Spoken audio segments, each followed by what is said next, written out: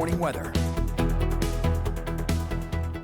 And welcome back. We're looking out of the Wellsboro skycam, one of the colder parts of the region here this morning. Tioga County, some temperatures still down in the single digits, closer to 0 here this morning. Let's take a look. 3 now in Morris, 6 in Mansfield, 11 degrees in Wellsboro. Going to the Empire State, you can see some pretty chilly conditions as well. 8 for Bath and Corning.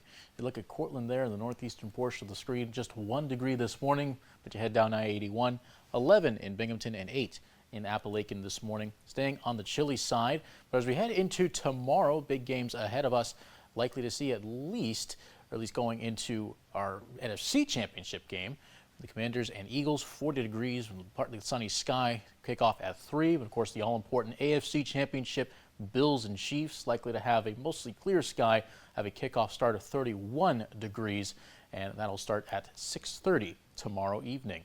And we look at the satellite and radar. Overall, we have a gap in the clouds. That's what's allowing for all of these very chilly conditions to really just wreak havoc on our mornings. And we're not seeing too many clouds until we look further to the west. That's pushing in, be affecting us later on in the later portions of the morning and the early portions of the afternoon. Now, low temperatures, now they're much higher than what we have for our temperatures right now. So tomorrow morning, not necessarily going to be nearly as cold as the one we're dealing with right now.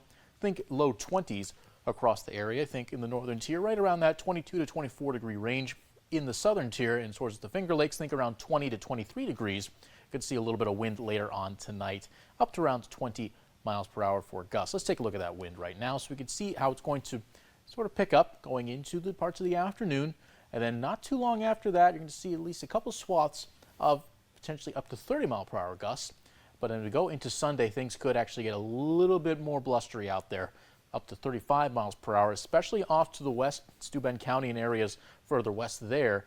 Likely to see at least a tad more wind, but overall not too much over in areas east of Steuben County. Think more of that 20 to 25 mile per hour range.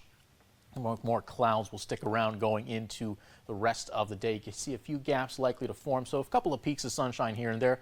Don't think quite overcast. Might have a few peaks here and there. A mix of sun and clouds likely to persist as the day goes on. Now, going into tomorrow morning is our best chance to see a little bit of light snowfall, but most of this occurs before sunrise, before folks get up, get ready to go out and do any kind of plans, errands, church, anything like that. That's going to happen before you're heading out there, unless you're making your way out at around 5 or 6 o'clock.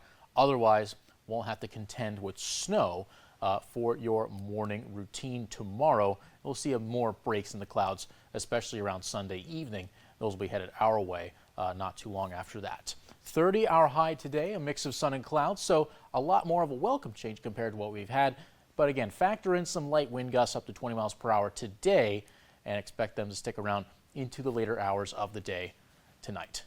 And we're going to look at further temperatures up into the 30s. They stay that way for a good portion of the next week, likely to stick around into the middle portions of the week. Light snow likely to come in for at least the next snowmaker, at least bring us a few inches of snow from Tuesday. And we could see some more flurries linger all the way into Thursday, and a cold front comes around, brings those highs back down into the 20s.